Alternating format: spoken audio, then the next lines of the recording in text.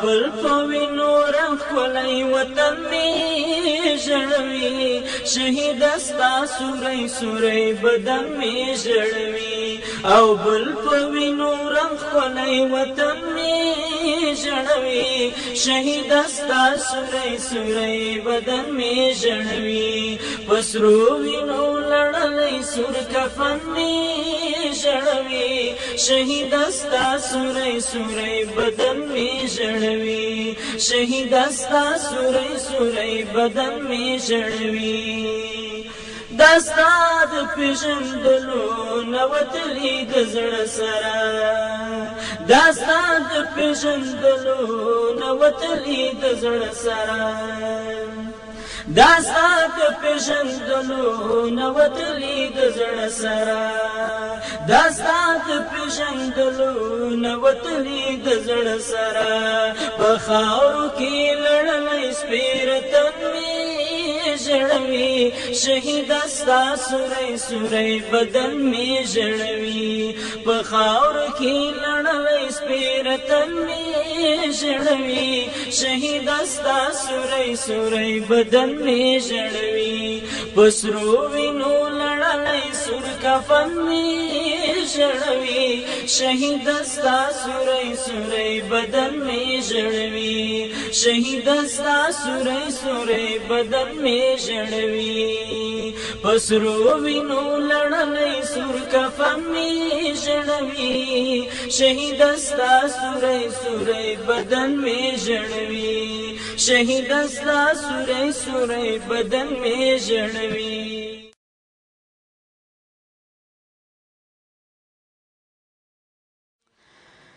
آفرین آفرین په داسې ازادي په دې دیموکراسي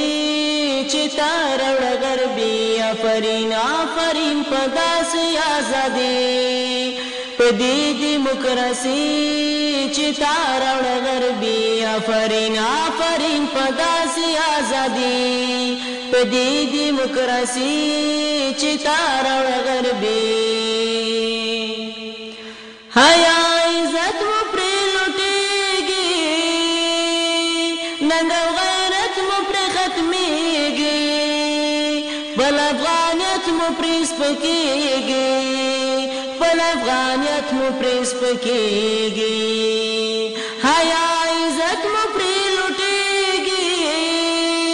ننګ او غیرت مو پرې ختمېږي بل افغانیت مو پرې سپکېږي بل افغانیت مو پرې سپکېږي ولسوالۍ چې د پکتیا مربوطه او دا صحنه ټولو خلکو لیدلې ده مړي یې لیدلي دي بچیان یې لیدلي دي سیاسر یې لیدلي دي دلته نه څوک طالب مړ شوی ده او نه مسلح کسان دلته موجود وو دا هسې بس دوی غوښتل چې مسلمانان بې ځایه مړه کړي او هنګامه دا وه چې هلته موږ طالب وزری ده را دې چې یو دې تثبیت کړي چې څوک یې طالب وزری کوم مسلح کس یې وزری ده څوک یې ځوانان وزلي هلته کنکني ماشومان سیاسر او سپین ږیري دي فی الحال چې معلوم دي د هغو کسانو شمېره 3 کسانو ته رسېدلې 3 کسان فی الحال شهیدان معلوم شوي دي چې 4 کسان واړه بچیان د 1 کال ماشومان یې له کورو راایستلي سیاسر او د کاریزي په خمڅو کې اچولي او د کاریزي له خمڅو څخه موږ اوس راوکښل او تقریبا 10 نفره چې په هغې کې 3 سیاسر دي او 9 نفره سړي دي هغه تر اوسه نادرکه دي چې درک یې نسته چې آیا چېرته تللي دي له ځانه سره یې وړي دي په کوم بل کاریزه کې یې اچولي چیرې دي او دا 3 مړي او تقریبا 15 زخمیان سیاسر او بچیان چې په سپو یې خوړلي او په مرمیو یې لګولي چې د زرمت د ولسوالۍ د کلالګو د کلینیک لخوا یې تداوي وسوه په اسمان هغه اوس په کورو کې د سیاسر او بچیان وروسته له دې چې بعضې کسان دوی ویستلي د کورنۍ غړي بیا یې دا ښځو او ماشومانو ته سپي ور پرېښي دي چې هغه یې په دا سپو باندې خوړلي چې هغه سپي له دوی سره خپله دا تربیه شوي امریکني سپي دا د دوی په شان سپي وو هغه یې راوستي دي او په هغو یې خوړل استاد بیګه دا څه واقعیت پېښه شوه آیا امریکایان دلته څو وخت راغله او تاسو نفرې څو وخت شهیدان کړو دا صاحب په 11 بجې باندې دوی پیاده شو دلته په دا کورو کې ننوته نه د زانګو ول پرېښو نه زنانه پرېښوده د دغه زلمیانو مور هم نه پرېښوده نه دا سپین ږیری پلار پرېښود چې اتیا کلن و 2 اتیا کلن و نه دغه نور 22 کلن و مقصد 15 کلن هم نه پرېښودو دا د کنکلي ماشومه سره 2 زنانه دي، یو کنکلی ماشوم ده، نور دغه سپینګیري او دغه زلمیان دي. دا یې ټول دلته په دا درې ګروپ 10 نفر خالي د دغه پامې ده. 10 نفره د دې کور شهیدان دي. د دغه کور شهیدان او د کور څو غړي پاتې دي؟ یو. تاسو کره طالبان وو چې دا بمباري وسو که نه وو؟ دلته یو شی نه و. نور کورو ته به دې ورولم، هغه یو مخ ملنګانو پردۍ مزدوري یې کړه، بېګا راغلي وو، بدبخته اجل نیولي وو. هغه کونډه ده، پلار نه لري، مور یې ورشهیده کړه، زمن یې ورشهیدان کړه. ولاکه یې دغه ککم راخیستی چې د امریکا په دې کې واچوه. او اوله ور دلته خو دوی بمباري وکړه که کورو ته ډاګه را ننوتل؟ چې څرنګه هلیکوپټر کېنول ملیشې ته رامشټې سره د سپو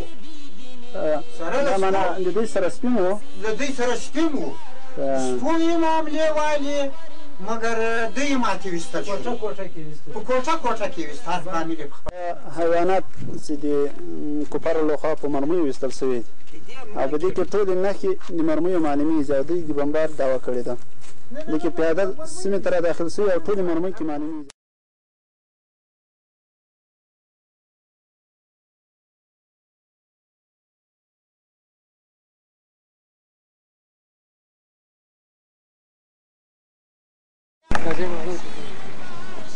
دا یو د اوبو حوض ده چې کاریز ده، نو دلته دا سپین ږیري وایي چې دلته هم شهیدان سوي. حاجي صاحب که ته دا واقعه موږ ته بیان کړي.